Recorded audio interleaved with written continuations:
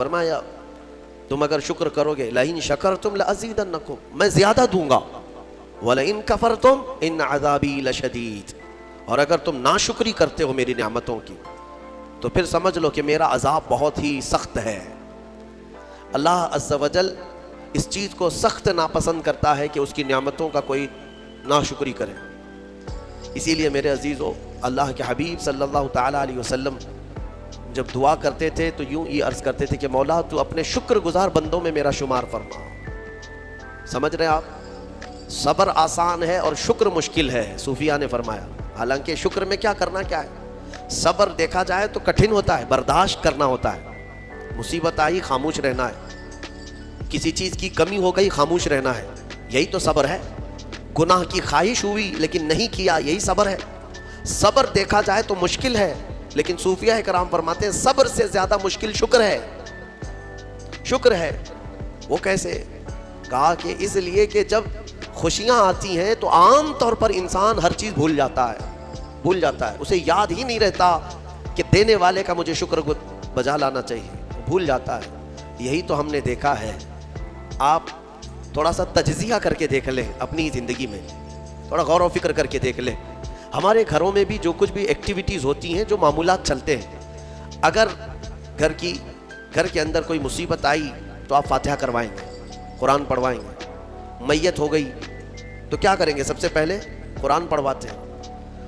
کسی کی بیماری ہو گئی، نزا کا وقت آیا، کسی کو بلایا، قرآن پڑھوا رہے ہیں۔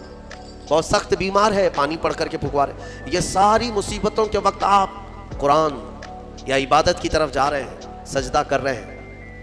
لیکن کبھی شادی ہو رہی ہے گھر میں، بچے کا عقیقہ ہو رہا ہے، ولیمہ ہے، منگنی ہے، ان سب مواقع پر جو خوشیوں کے ہیں، کب قرآن خوانی ہوتی ہے؟ کب قرآن پڑھا جاتا ہے؟ کیا رب ذوالجلال کی بارگاہ میں پہلے سے کوئی شکرانے کی محفل ہوتی ہے؟ بہت کم دیکھا گیا۔ موت پر، غم پر، بیماری پر دعائیں مانگی تو ضرور جاتی ہیں، قرآن پڑھا تو جاتا ہے، لیکن خوشیوں کے موقع پر بندہ بھول جاتا ہے۔ اسی لیے صوفیاء اکرام نے فرمایا شکر جو ہے یہ مشکل ہے، اور منافق شکر نہیں کر سکتا۔ یہ مومن کو عطا کی ہوئی نعمت ہے شکر کرنا۔ شکر کیسے کریں گے آپ؟ شکر کے بہت سارے طریقے ہیں۔ صرف یہ نہیں ہے کہ زبان سے کہہ دیا الحمدللہ، بلکہ تمہارے ہاتھ و پیر بھی شکر بجا لاتے ہیں، تمہاری زبان بھی اور تمہارا دل بھی۔ تینوں طریقے ہیں شکر کے۔ کسی کی زبان چلتی ہی نہیں تو کیا وہ شکر گزار نہیں ہے؟ لیکن اگر اللہ رب العزت کے حوالے اپنے آپ کو کر دیا، دل سے وہ کہتا ہے کہ مولا میرا کچھ نہیں، سب تیرا ہے، وہ دل سے کہہ رہا ہے، اس کے دل کا شکر ہے۔ وہ ہاتھ اور پیر اگر عبادت کے لیے اٹھاتا ہے تو یہ ہاتھوں اور پیروں کی طرف سے اللہ کا شکر ہے، اور پھر زبان سے اگر کہتا ہے تو یہ زبان کا شکر ہے، الحمدللہ۔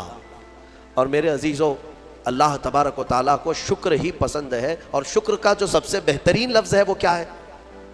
شکر کرنے کا اللہ کا سب سے بہترین لفظ کیا ہے؟ الحمدللہ، یہی ہے نا۔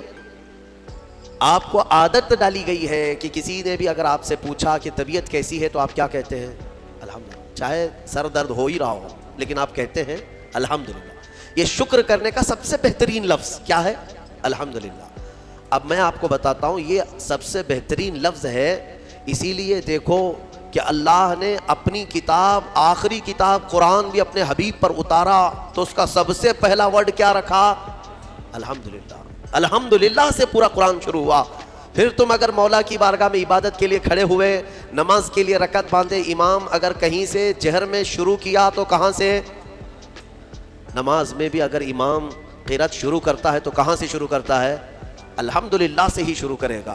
میرے عزیزو، اتنا ہی نہیں بلکہ روایتیں ملتی ہیں کہ آدم علیہ السلام کو جب پیدا کیا گیا اور ان کے جسم میں روح ڈالی گئی، آپ کو چھینک آئی، سب سے پہلے آپ کی زبان سے نکلا الحمدللہ۔ اس سے اندازہ کرو کہ میرا مولا شکر پسند کرتا ہے، شکر پسند کرتا ہے۔ اسی لیے 30 سے زیادہ مرتبہ تم سے پوچھ رہا ہے مولا کون کون سی نعمتوں کو جھٹلاؤ گے؟ تم اللہ رب العزت کے آگے سرنڈر ہو جاؤ، سپرد ہو جاؤ کہ مولا نہیں، میں تیری کسی نعمت کا انکار نہیں کرتا۔ تمہیں اندازہ بھی نہیں ہے تمہارے پاس نعمتیں کیا کیا مولا نے دیا ہے، تمہیں اندازہ بھی نہیں ہے۔ وَإِن تَعُدُّوا نِعْمَةَ اللَّهِ لَا تُحْصُوهَا۔ اللہ فرماتا ہے اگر تم گننا چاہو گے اللہ کی نعمتیں، ہرگز گن نہیں سکو گے۔ کیسے گنیں گے؟ ایک بزرگ نے لکھا ہے کہ اگر کوئی طے کر لیا، توجہ چاہتا ہوں، شیخ سعدی رحمۃ اللہ علیہ کے حوالے سے یہ بات ملتی ہے، کسی نے طے کر لیا کہ میں اللہ کی ساری نعمتوں کا شکر بجا لاؤں گا، اس نے جو بھی میری نعمتیں دی ہیں سب نعمتوں کا میں شکر بجا لاؤں گا، ٹھیک ہے، تمہاری زبان اللہ نے دیا ہے، یہ ایک نعمت ہے، ناک نعمت ہے، کان نعمت ہے، آنکھ نعمت ہے، ہاتھ ہیں، انگلیاں ہیں، پورے جسم میں ایک ایک عضو اللہ کی نعمت ہے، پھر پلس اس کے علاوہ جینے کے لیے جو یہاں پر گھر دیا یہ نعمت ہے، زمین پر چلنے کی طاقت دی یہ نعمت ہے، اور سونے کے لیے ہمیں بستر دیا، پہننے کے لیے کپڑے دیا یہ نعمت ہے، رشتہ دار دیا یہ نعمت ہے، اولاد دیا یہ نعمت ہے، ماں باپ دیا یہ نعمت ہے، اچھے دوست دیا یہ نعمت ہے، اسلام دیا یہ نعمت ہے، ایمان پر رکھا یہ نعمت ہے، اپنے آخری نبی کی امت میں پیدا کی یہ نعمت ہے، یہ ہزاروں نعمتیں ہیں، لیکن اگر تم چلو طے کر لیتے ہو کہ میں اللہ کی ساری نعمتوں کا ایک ہی بات دیگرے شکر بجا لاؤں گا، اے اللہ تو نے مجھے زبان دی الحمدللہ، تو نے مجھے ناک دی الحمدللہ، سب نعمتوں کا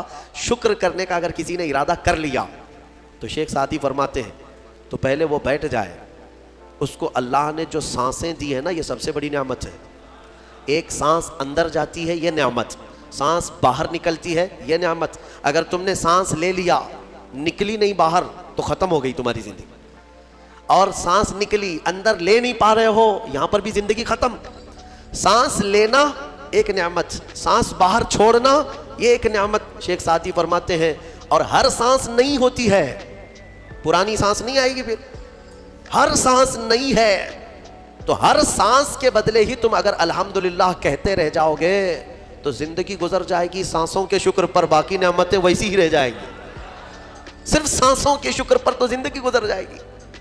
میرے عزیزو اندازہ بھی نہیں کر سکتے کہ اللہ نے کون کون سی نعمتوں سے نوازا ہے، تمہیں پتہ ہے میں ایک مرتبہ اس چیز کو بھی پڑھا تھا کہ اگر تمہیں سانس خرید کر کے لینا پڑ جائے، ہاسپٹل میں جا کر کے دیکھو آکسیجن کا ایک سلنڈر جو کبھی مریضوں کو لگایا جاتا ہے کتنی قیمت کا ہوتا ہے، دن بھر میں وہ کتنے سلنڈر سانس کھینچتا ہے، اس اعتبار سے اگر تمہاری زندگی 60 سال کی ہوئی اور 60 سال تمہیں آکسیجن خرید کر کے لینا پڑا تو تقریباً اس کی قیمت جو ہے کئی 100 کروڑ میں چلی جاتی ہے، ایک اندازے کے مطابق 50 سے 60 کروڑ کا آکسیجن تمہیں لگ جاتا ہے، تو کیا یہ ہر آدمی کیپیبل ہے اپنی سانسوں کو پیسے سے خرید سکے گا؟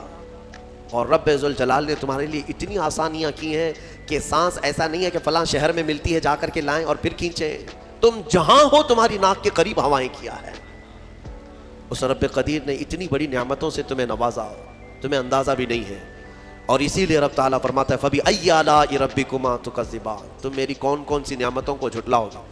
حاتم اصم ایک بزرگ ہے، حضرت حاتم خلیفہ ہارون رشید کے زمانے کے، خلیفہ ہارون رشید کے زمانے میں بادشاہ نے ایک مرتبہ ان کو طلب کیا اور پوچھا کہ کچھ نصیحت کیجیے آپ مجھے، وہ اکثر بڑے بڑے علماء کو دربار میں بلاتا اور نصیحت حاصل کرتا، حضرت حاتم اصم رضی اللہ تعالیٰ عنہ نے بادشاہ سے ایک سوال کیا کہ ہارون اگر تمہارے ساتھ ایسا ہو جائے زندگی میں اور پیاس کی شدت ایسی ہے کہ تم بلک رہے ہو، اگر تم کو کوئی ایک گلاس پانی دینا چاہے اور وہ پیسوں میں دینا چاہے اور اس آدمی کے علاوہ کسی کے پاس پانی نہیں ہے، تم ایسی جگہ پر پہنچ گئے ہو جنگل میں یا صحرا میں، تو تم اس کو کتنے پیسے دے کر خرید سکتے ہو؟ ایک گلاس پانی وہ بہت بڑی قیمت لگا رہا ہے، تم کو اگر بہت شدت کی ضرورت ہے تو تم کتنا مال دے کر کے خریدو گے؟ خلیفہ ہارون رشید نے کہا میں اپنی آدھی سلطنت بھی دینے کو تیار ہو جاؤں گا ایک گلاس پانی، کیونکہ ضرورت ہے انسان کی، جان بچانا ہے۔ تو حاتم اصم نے کہا ٹھیک ہے تمہیں پانی تو مل گیا، کبھی ایسا ہوا تمہاری زندگی میں